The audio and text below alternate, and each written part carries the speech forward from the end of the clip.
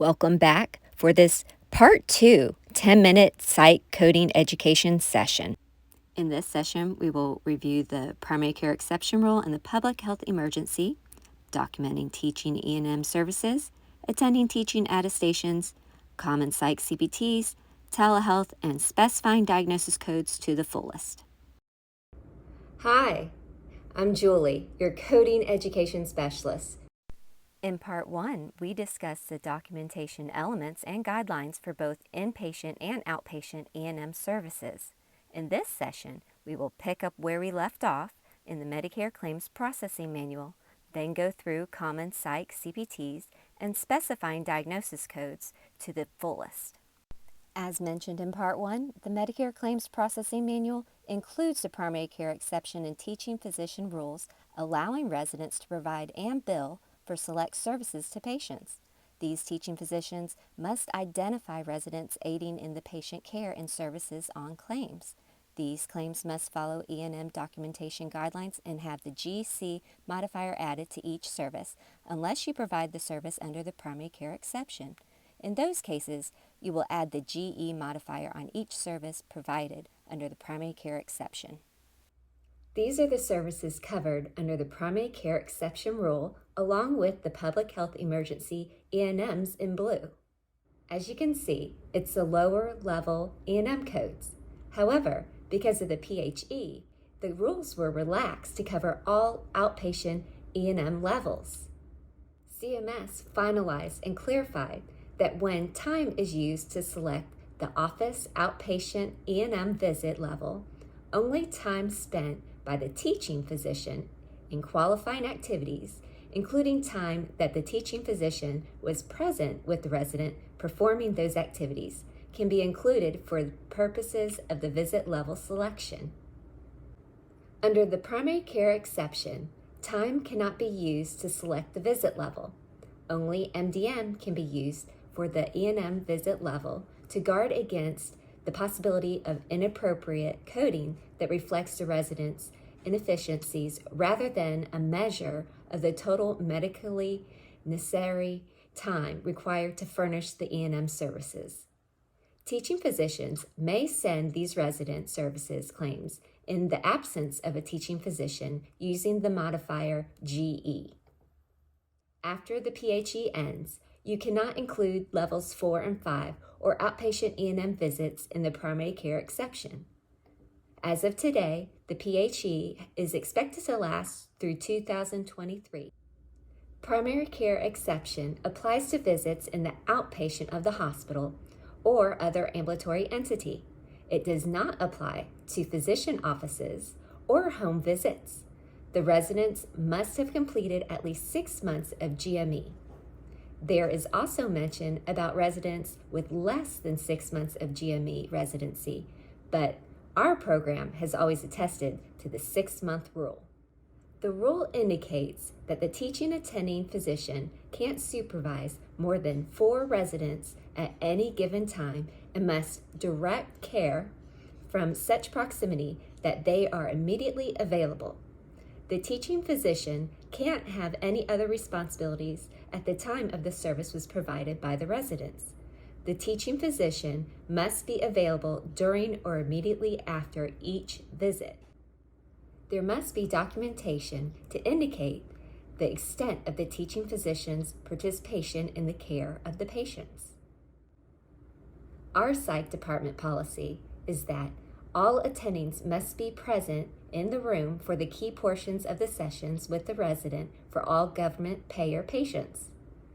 If you are not indeed present, the patient with government payers such as Medicare, Medicaid, and VA, we will be unable to build out these services with the GC modifier showing services performed by resident under physician.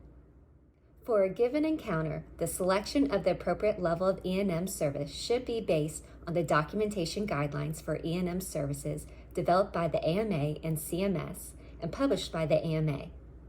When E&M services are billed by teaching physicians, the following must be personally documented. The teaching physician personally performed the service or was physically present during the key portions of the sessions performed by the resident. and teaching physician participated in the management of the patient. The documentation of the key elements may be satisfied by the combination of the entries into the medical record made by the resident and the teaching physician. Here are examples of teaching attestations. 90791 is for PhDs to code. This would be for your providers who don't bill E&M services.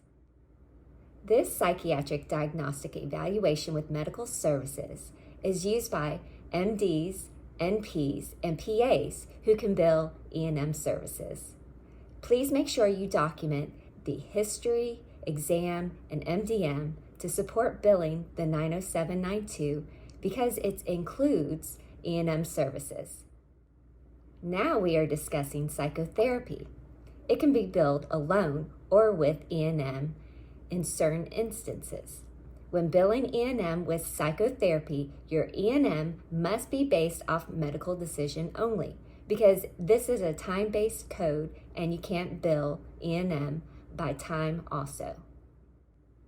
Times are for face-to-face services by the patient or the family member. Includes ongoing assessment and adjustment of psychotherapeutic interventions and may include involvement of family members or others involved in the treatment process. The patient must be present for all or the majority of the service. Do not bill psychotherapy codes for sessions lasting less than 16 minutes. Make sure you document these.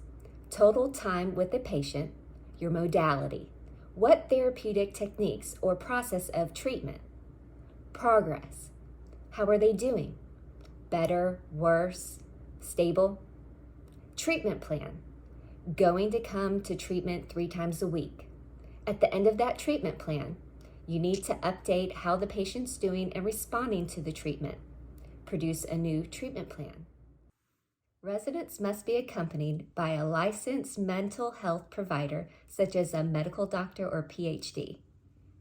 Add-on CPT codes 99354 is defined as a prolonged service and is defined as an extra 30 to 74 minutes of therapy and therefore can be used with sessions 90 to 134 minutes, and then we can add additional prolonged CPT 99355 for sessions 135 plus minutes. Take note that as psychologists, PhDs can't bill E&M codes. When patients receive an E&M service with a psychotherapeutic service on the same day by the same provider, both services are payable if they are significant and separately identifiable and billed using the correct codes. Individual psychotherapy with E&M 99202 to 99205. An add-on code is eligible for payment if reported with an appropriate primary service performed on the same date of service. Time spent for the E&M service is separate from the time spent providing the psychotherapy, and time spent providing psychotherapy cannot be used to meet criteria for the E&M service. Group psychotherapy 90853. Make sure you are documenting the personal modalities, updates, and progress for each individual patient in the note so we can submit to insurance. If you do not include this information in your note for each individual in the group, the claim will deny. Please make sure you are coding to the fullest extent for your diagnosis codes. An example would be for major depressive disorder. First, you have to determine, is it a single episode or reoccurrent? Determine if mild, moderate, or severe without psychotic features, severe with psychotic features, in partial remission, or in full remission. Telehealth audio-only visits are time-based codes that require the exact minutes documented. During the COVID pandemic, insurance allows billing for new patients under the primary care exception rule. If you are having an audio-video visit with a patient and you need to change over to a phone call visit, You must document the exact time spent on the call with the patient because it is no longer considered an audio-video visit. Some payers allow us to bill E&Ms for these, so we will switch them on the back end to the correct code. Here we have the telehealth documentation requirements. I'll give you a moment so you can take a look at all of the details. Let's recap. All patient encounters should have a chief complaint. Document pertinent information as it relates to the patient's chief complaint. New patients are patients that have not been seen within the clinic in the last 3 years. Document diagnoses and support them in your notes. Time ranges are not appropriate. You must document exact time. The AMA document has very detailed information about how you should use the MDM table. Residents, it would be a great reference for you to download and to impress your attendings by knowing how to code. All the references will be linked in the description down below. Thank you, and remember, you are valued and we are in this together. Thank you for joining your Decluttering Dancing Coding Mom, where we declutter, dance, and code together. This concludes our Part 2 Psych Coding Education Session.